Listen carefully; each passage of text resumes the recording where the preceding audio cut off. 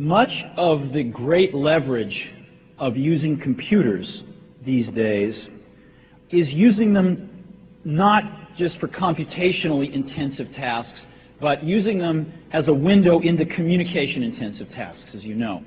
And never have I seen something more powerful than this computation combined with this network technology that we now have.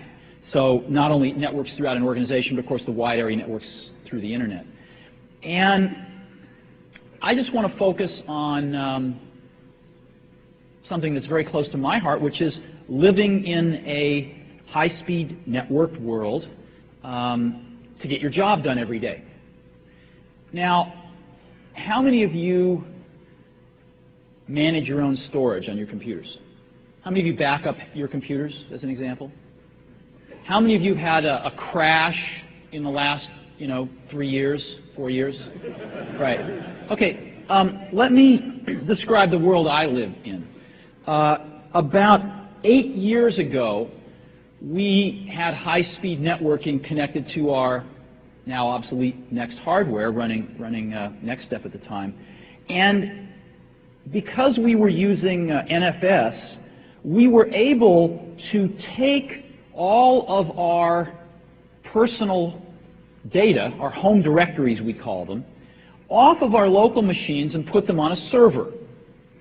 And the software made that completely transparent, and because the server had a lot of RAM on it, in some cases it was actually faster to get stuff from the server than it was to get stuff off your local hard disk, because in some cases it would be cached in the RAM of the server if it was in popular use.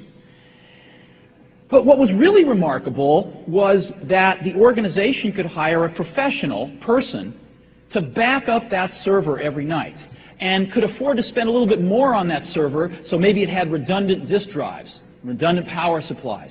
And in the last 7 years, you know how many times I have lost any personal data? 0. Do you know how many times I've backed up my computer?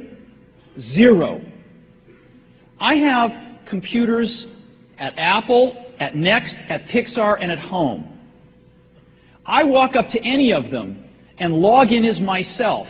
It goes over the network, finds my home directory on the server, and it just is, I've got my stuff wherever I am.